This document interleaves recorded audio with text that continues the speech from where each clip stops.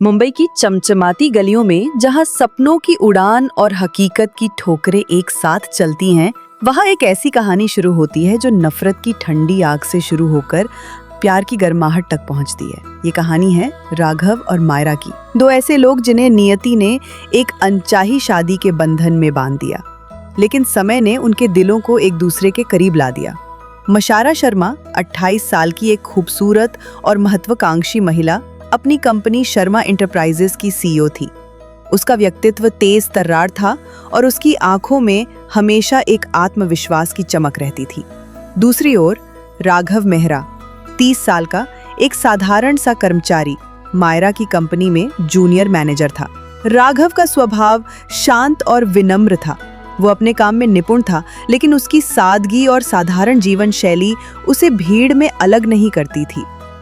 एक दिन मायरा के पिता राजेंद्र शर्मा, जो राघव के पिता के पुराने दोस्त थे, ने मायरा को बुलाया। मायरा, मैंने तुम्हारे लिए एक रिश्ता चुना है, राजेंद्र ने गंभीर स्वर में कहा। पापा, आप जानते हैं मुझे अभी शादी नहीं करनी। मेरी कंपनी, मेरे सपने, मायरा ने बीच में ही टोक दिया। बेटी, राघव मेहरा एक बहुत अच्छा लड़का है। मैं उसके पिता का वादा निभा रहा हूँ। वो तुम्हें खुश रखेगा। मायरा को गुस्सा आया, लेकिन पिता के आग्रह और भावनात्मक दबाव के आगे वो झुक गई। राघव को भी ये रिश्ता अपने पिता की इच्छा के कारण स्वीकार करना पड़ा। दोनों की शादी तय हो गई, लेकिन मायरा के दिल में राघव के लिए केवल नफरत और तिरस्कार था। शादी के दिन मायरा ने भारी मन से फेरे लिए। राघव ने उसकी उदास आंखों को देखा, लेकिन कुछ नहीं कहा। वो जानता था कि मायरा उसे पसंद नहीं करती।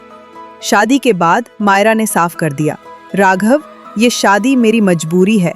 मैं तुमसे प्यार नहीं करती और न कभी करूंगी। तुम मेरे रास्ते में मत आना।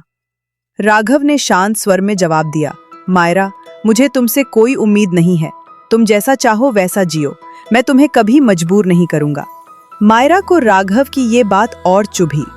उसे लगता था कि राघव उसकी मजबूरी का फायदा उठा रहा है। ऑफिस में भी वो राघव को ताने मारती, तुम जैसे साधारण इंसान के साथ मुझे क्यों बांध दिया गया? तुम मेरे लायक नहीं हो। राघव चुपचाप सुनता और अपने काम में डूब जाता। वो मायरा को पूरी आजादी देता, उसके देर रात तक ऑफिस में रहने, दोस्तों के साथ पार्टी करने, सब कुछ। वो कभी सवाल नहीं करता, कभी शिकायत नहीं करता। लेकिन मायरा की नजरों में ये उसकी कमजोरी थी। वो उसे और तुच्छ समझने लगी। समय बीतता गया, 1 साल गुजर चुका था। मायरा की जिंदगी वही थी, ग्लैमर, काम और दोस्त। लेकिन धीरे धीरे उसे एक अजीब सा खालीपन महसूस होने लगा। उसके दोस्तों की जिंदगी में बदलाव आ रहा था। कोई शादी कर रहा था, कोई माँ बन रही थी, लेकिन मायरा की जिंदगी में सिर्फ काम था। एक रात जब वो देर से घर लौटी, उसने देखा कि राघव अभी भी जाग रहा था। मेज पर खाना ढका हुआ रखा था। ये क्या है?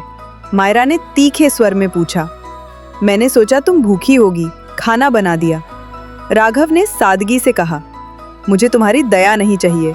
मायरा ने गुस्से में खाना फेंक दिया और अपने कमरे में चली गई। राघव ने चुपचाप फर्श साफ किया और सो गया। लेकिन उस रात मायरा को नींद नहीं आई।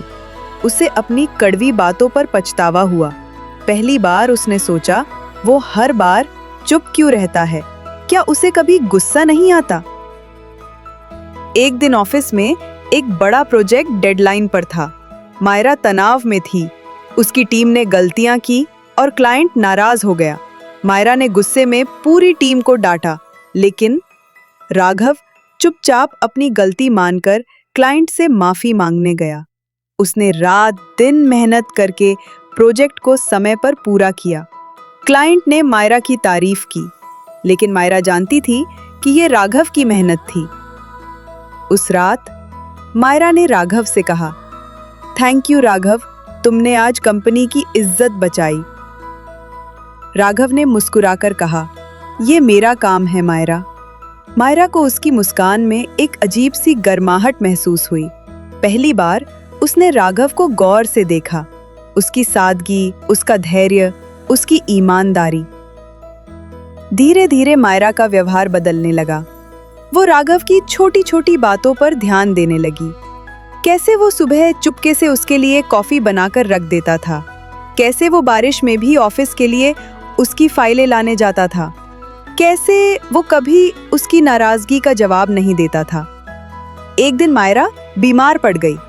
राघव ने सारी रात उसकी देखभाल की। सुबह जब मायरा की आंख खुली, एक रात जब दोनों छत पर सितारों के नीचे बैठे थे, मायरा ने राघव से कहा, राघव, मैंने तुम्हें इतना दुख दिया, फिर भी तुमने मुझसे प्यार किया, क्यों? राघव ने उसकी आंखों में देखकर कहा, क्योंकि मैं जानता था कि तुम्हारा दिल बहुत बड़ा है मायरा, उसे सिर्फ प्यार की जरूरत थी। दोनों एक दूसरे के गले लग गए और उनकी हंसी सितारों के साथ मिल गई। नफरत की आग अब प्यार की रोशनी में बदल चुकी थी।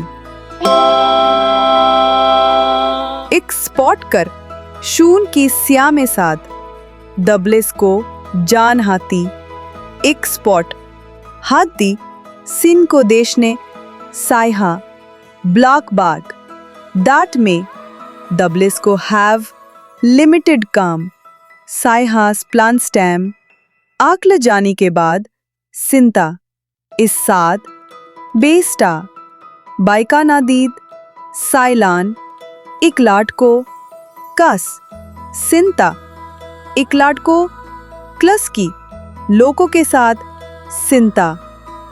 ये कहानी हमें सिखाती है कि प्यार धैर्य, समझ और निस्वार्थ भाव से पनपता है।